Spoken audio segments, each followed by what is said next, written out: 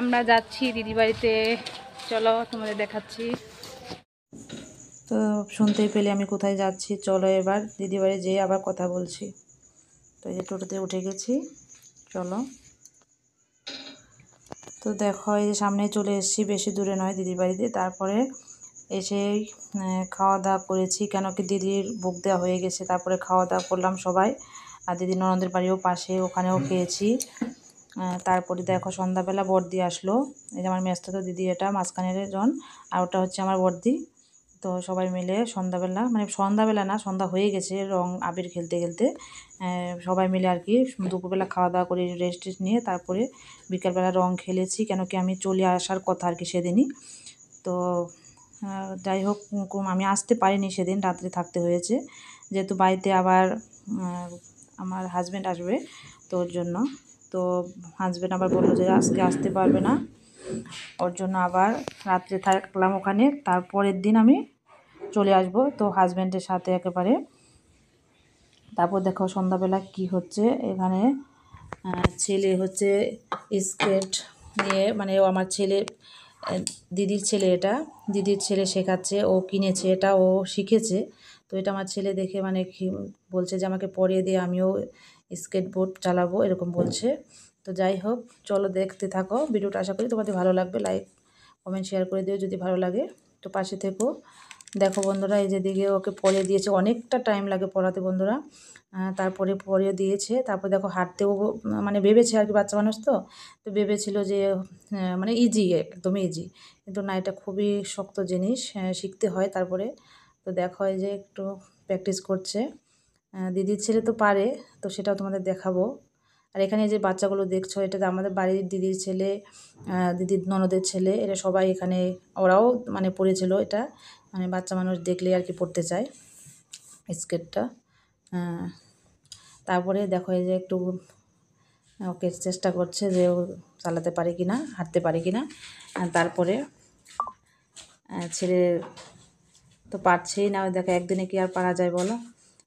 তারপরে দিদির ছেলের খুব সুন্দর হাঁটতে পারে এটা দিয়ে, খুব ভালো লাগলো, তোমাদের দেখাচ্ছি, দাঁড়াও একটু পরে, একটু ওয়েট করো। তো রাত্রে তো যাওয়ার কথা ছিল বাড়িতে, যেতে পারলাম না, তো থাকতে হবে আজকে রাত্রে, তারপর কালকে সকালবেলা চলে যাব। দেখো আজকে তো, আর এবারে তো দোল পূর্ণিমা দুদিন পড়েছে, তো আগের দিন আজকে, সেটা পরের দিন 10টা পর্যন্ত থাকবে ভোগ দেওয়া, যারা মানে ঠাকুরকে ভোগ দেবে। এই দেখো কি সুন্দর চারা আছে, ভালো লাগছে না বলো?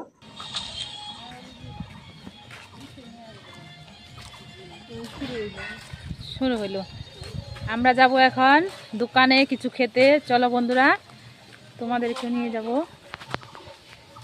সকালে স্নান টান পূজা দেওয়া সব হয়ে গেছে, দিদি পূজা দিয়েছে, দিদির বাড়ি আসছি, চলো।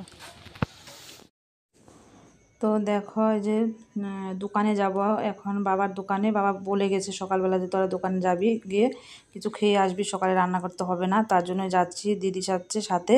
তো দেখো দিদিকে দেখিয়ে দিচ্ছি একটু, বলছে যে এদিকে তাকা একটু, ওই জন্য তাকালো। তারপরে চলো এদিকে কী কী খেতে পারি দেখি। তো দোকানে এসে দেখো পুরি দিয়েছে আর তরকারি পুরির সাথে, তো পুরি সাইজগুলো দেখো অনেক বড় বড়, তো খেতে পারবো কিনা জানি না, চলো। তারপরে বলছে মিষ্টি খেতে, তো মিষ্টি সকালবেলা ভালো লাগে না, তবুও জোর করেই বাবা দিচ্ছে, কেন কি বুঝতেই পারছো বাবা মায়ের মন। তো জোর করেই দেখো বড় বড় মিষ্টি দিল। তো মেয়ে বলছে খাবে না, তো আমিও খেতে চাচ্ছি না, তার জন্য একটা দুজনে ভাগ করে খাবো। আর একটা দেখো যেদিক থেকে বললাম যে নিয়ে যাও। তারপরে তো দিদিভাই আজকে রান্না করবে চিকেন কষা আর হচ্ছে ফ্রাইড রাইস। তো তারপরে আমরা বাড়ি চলে যাব। তারপর দেখো এদিকে রান্নাও হয়ে গেছে, তো সকালবেলায় বলেছি তাড়াতাড়ি রান্না করে দিয়ে আমরা চলে যাব। তো ওর জন্য আবার দিদির মেয়েও আমাদের সাথে যাবে, ওর জন্য তাড়াতাড়ি করে খেয়ে রেডি হয়ে নিচ্ছি। তারপরে বরমশাই নিয়ে যাবে এদিক থেকে। তো চলো দেখো বন্ধুরা, ঝটপট করে বাড়িতে এসে আবার রেডি হয়ে নিলাম, কেন কি মেয়ের বান্ধবীরা ফোন করছে বসন্ত উৎসবে যাবে সবাই। তো আজকে আমাদের এখানে বসন্ত উৎসব হচ্ছে, ওর জন্য ঝটপট করে রেডি হয়ে নিলাম। তারপরে এই যে বেরিয়ে গেলাম। তো বরমশাইকে একটু রং, কেন কি আজকে এসে বাড়িতে, তো একটু ওকে আবির মেখে দিচ্ছি, তো ছেলেকেও দিচ্ছি, ও যে বারণ করছে দিতে, ও একদমই রং খেলতে ভালোবাসে না, তো আমি খুব ভালোবাসি রং খেলতে।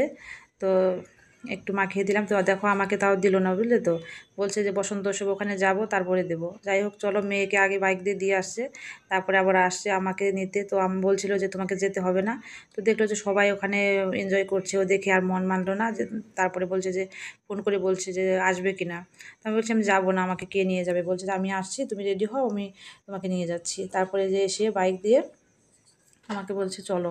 তো এই যে রেডি হয়ে গেছি, তারপরে আবার এসে আমাকে নিয়ে যাচ্ছে। তো ততক্ষণে তোমরা সবাই ভালো থেকো, সুস্থ থেকো। আজকের মতো এখানে শেষ করছি। Tata, bye bye. আবার দেখা হবে অন্য কোনো ভিডিও।